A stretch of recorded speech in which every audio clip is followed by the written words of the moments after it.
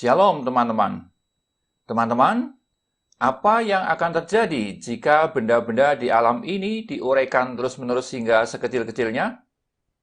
Video kali ini akan membahas materi, di mana kita akan mengurai benda hingga ke partikel dasar penyusun suatu benda, sekaligus berkenalan dengan partikel super kecil lain yang masih menyimpan misteri. Ayo simak video ini sampai tuntas.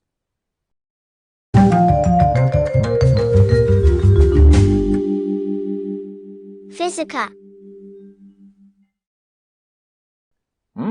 Materi. Apakah itu materi? Materi didefinisikan sebagai segala sesuatu yang memiliki massa dan menempati ruang. Sedangkan massa adalah besaran yang menyatakan jumlah materi suatu zat atau benda. Lalu istilah menempati ruang memiliki pengertian bahwa zat atau benda itu memiliki volume tertentu. Perhatikanlah air yang berada dalam sebuah gelas. Air itu tentunya memiliki massa. Teman-teman bisa membuktikannya dengan cara menimbang. Selain itu, air juga menempati ruang. Dalam hal ini, ruang yang dimaksud tentu saja isi gelas itu sendiri, di mana air itu berada. Demikian juga benda-benda fisik yang lain, semuanya adalah materi, seperti besi, kayu, bongkahan batu, butiran beras, butiran pasir, bahkan juga udara. Udara walau massanya sangat kecil, tetaplah disebut materi. Oh iya, sebagai catatan, harap teman-teman membedakan pengertian massa dengan berat ya. Massa adalah besaran yang nilainya tetap dimanapun materi berada. Sedangkan berat bisa saja berubah-ubah karena dipengaruhi oleh nilai percepatan gravitasi yang bisa saja berbeda dari satu tempat dengan tempat yang lain. Itulah beberapa definisi yang teman-teman harus pahami ya. Kemudian, secara elementer, materi tersusun oleh partikel-partikel sangat kecil yang dinamakan atom. Atom berasal dari kata atomos yang berarti tak bisa dibagi lagi. Ilmuwan Inggris bernama John Dalton pada tahun 1809 mengemukakan teori atomnya yang sekaligus menandai dimulainya studi ilmiah tentang atom secara lebih mendalam. Teman-teman, teori Dalton ini di kemudian hari terbukti tidak tepat. Ya, karena memang segala sesuatunya masih sangatlah sederhana. Dalton menyatakan bahwa materi tersusun atas bagian-bagian yang sangat kecil yang dinamakan atom. Begitu kecilnya ukuran atom ini, sehingga atom tidak bisa dilihat dengan mata telanjang maupun dengan mikroskop biasa. Pada tahun 1886, seorang ilmuwan bernama Eugene Goldstein berhasil menemukan partikel subatomik yang kemudian diberi nama proton. Penemuan ini dilakukan melalui percobaan yang dinamakan percobaan tabung sinar katoda. Lalu di tahun 1897, ilmuwan bernama Joseph John Thomson menemukan partikel subatomik lain yang kemudian diberi nama elektron. Penemuan proton dan elektron tersebut memiliki arti yang sangat penting, yang kemudian memberi banyak gagasan tentang berbagai model atom yang muncul di kemudian hari. Sehingga di tahun 1897 itu juga, Joseph John Thomson mengemukakan model atomnya yang sudah menyertakan keberadaan elektron dan proton tersebut.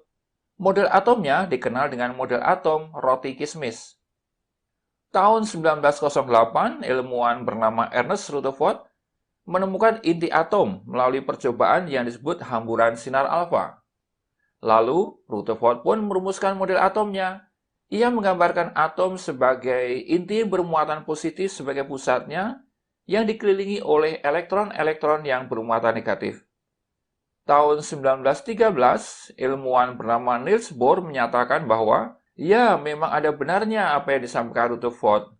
Namun dalam hal ini, Bohr lebih tajam lagi dengan menjelaskan bahwa elektron-elektron ternyata bergerak menurut lintasan-lintasan dengan tingkat energi yang berbeda-beda. Tidak berhenti di sini, teman-teman. Teori atom masih berkembang terus. Erwin Schrödinger pada tahun 1926 mengembangkan model atom yang dinamakan model atom mekanika kuantum. Berdasarkan model ini, atom terdiri dari inti yang bermuatan positif yang dikelilingi oleh awan-awan elektron. Dan tahukah teman-teman, model inilah yang bertahan hingga saat ini. Kemudian di tahun 1932, Ditemukan lagi partikel subatomik baru yang selanjutnya dinamakan neutron. Penemuan ini dilakukan oleh ilmuwan bernama James Chadwick. Nah, lalu yang lebih canggih lagi nih teman-teman. Pada tahun 1964, duet ilmuwan bernama Murray Gell-Mann dan George White mengemukakan bahwa ternyata proton dan neutron tersusun atas partikel yang lebih kecil lagi. Partikel ini diberi nama quark. Dikatakan bahwa di dalam satu proton terdapat 3 quark dengan muatan listrik masing-masing plus 2/3, kemudian plus 2/3 lagi, dan minus 1/3. Sehingga muatan total satu proton adalah plus 1. Kemudian untuk neutron juga mengandung 3 quarks dengan muatan listrik masing-masing plus 2/3, kemudian minus 1/3, dan minus 1/3. Sehingga muatan total satu neutron adalah 0. Nah, seru kan teman-teman? Baik, mari kini kita bahas atom dalam konteksnya sebagai penyusun materi. Di sini kita berkenalan dengan istilah, yaitu unsur dan molekul. Apa sih unsur dan molekul itu? Kita ambil contoh serbuk besi ya. Serbuk besi bila diuraikan ternyata tersusun dari miliaran satuan atom besi. Ya, hanya ada atom besi saja di sana. Tidak ada atom lain selain atom besi. Maka kumpulan atom besi ini disebut unsur besi. Jadi secara singkat, unsur adalah sekumpulan atom-atom sejenis yang terikat secara kimiawi membentuk zat murni. Contoh unsur yang lain adalah emas, tembaga, karbon, belerang, helium, lalu argon, zirconium, lawrencium, samarium, gadolinium, dan lain sebagainya. Kemudian mari kita perhatikan air. Bila diuraikan, akan terlihat bahwa air tersusun dari miliaran satuan gabungan antara atom hidrogen dan atom oksigen yang terikat secara kimiawi. Satu satuan ini terdiri dari gabungan 2 atom hidrogen dan 1 atom oksigen. Satuan ini dinamakan molekul air. Jadi, molekul merupakan gabungan-gabungan atom yang terikat secara kimiawi juga.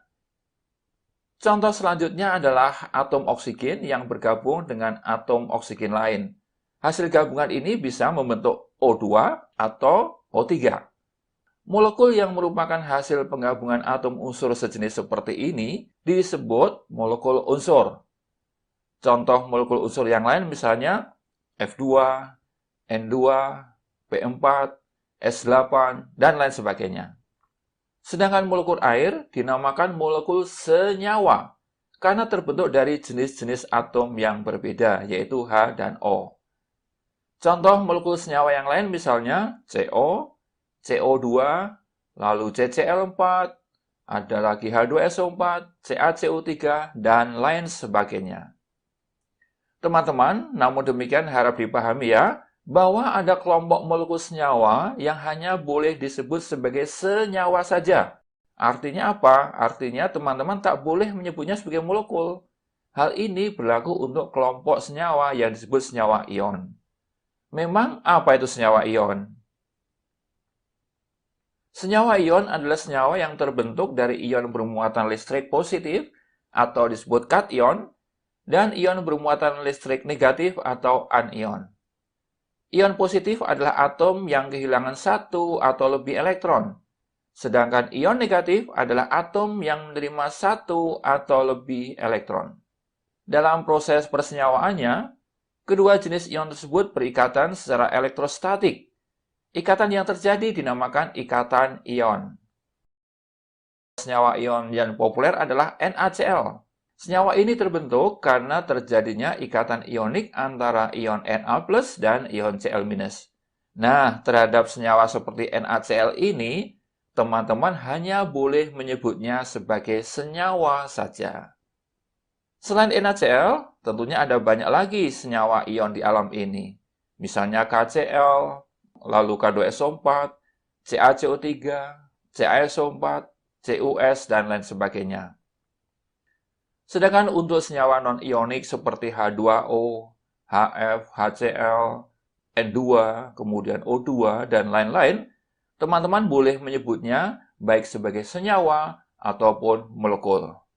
Oke, sampai di sini semoga teman-teman bisa memahami ya.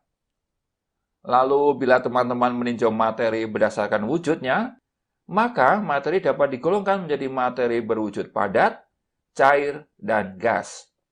Materi yang berwujud padat memiliki volume dan bentuk yang sifatnya tetap. Perhatikan saja sendok. Tentu saja sendok itu cenderung tak mengalami perubahan fisik apapun kan, walau digoyang-goyang atau bahkan bila dipukul-pukul dengan tangan. Sedangkan materi cair memiliki bentuk yang tidak tetap, namun volumenya tetap. Misalnya saja air dalam gelas, pasti akan berbentuk seperti gelas itu. Namun, bila air itu dituang ke dalam mangkuk, maka bentuknya akan menyesuaikan bentuk mangkuk itu. Namun demikian, volumenya ya tetap saja, ya bukan?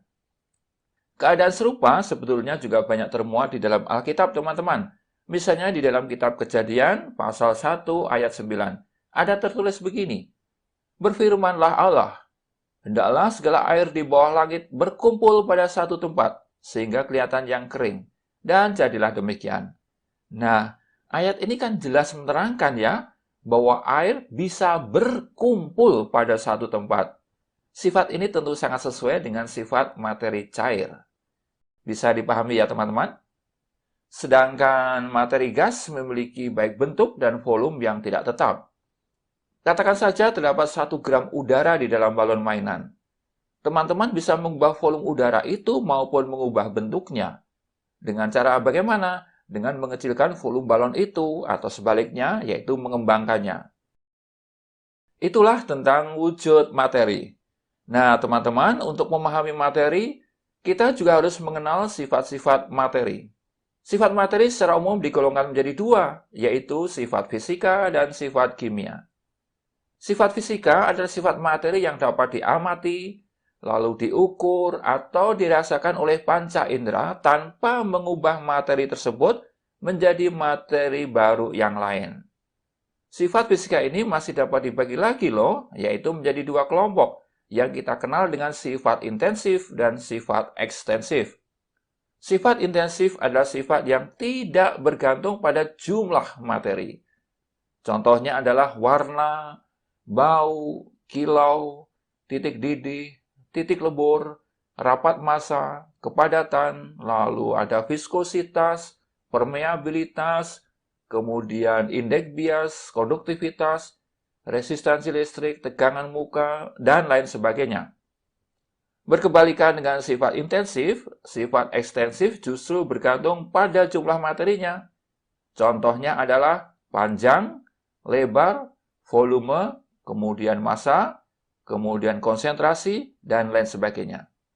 Perhatikanlah setengah galon air mineral dan segalon penuh air mineral. Tentu artinya ada perbedaan volume di antara keduanya, bukan?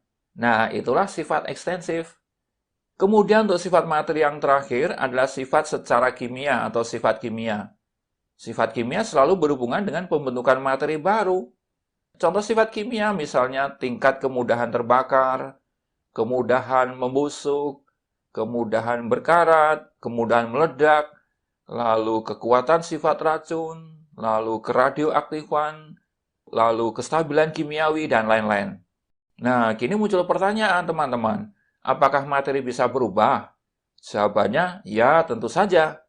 Oleh karena itu, kita sekarang mempelajari bagaimana materi mengalami perubahan. Perubahan materi ada 2 macam teman-teman, yaitu perubahan fisika dan perubahan kimia.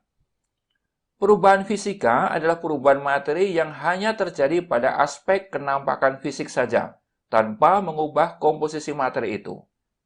Contoh perubahan fisika adalah peristiwa es batu yang mencair karena pemanasan.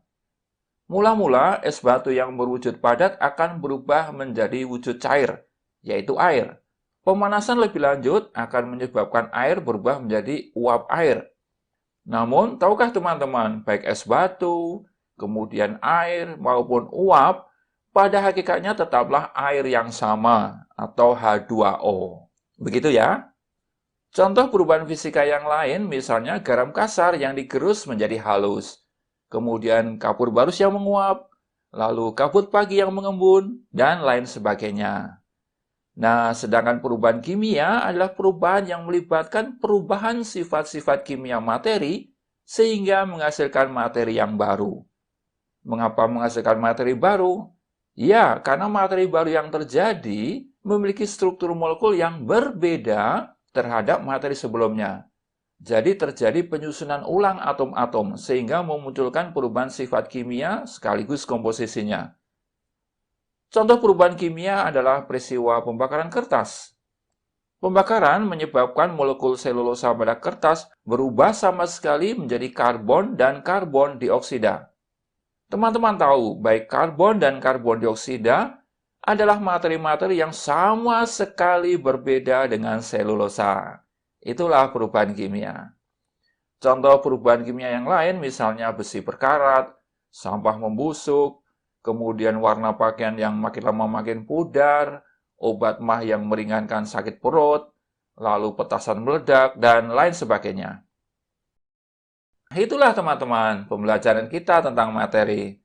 Dengan memahami hakikat materi, diharapkan teman-teman memiliki dasar untuk bisa memahami ilmu fisika yang lebih kompleks, terutama pada pembahasan mekanika, lalu termodinamika, kemudian teori kinetika dan fisika modern. Namun, bila teman-teman masih belum mantap dengan bahan pada video ini, silakan tonton ulang video ini sampai tuntas ya. Sekian pelajaran kita. Tuhan memberkati.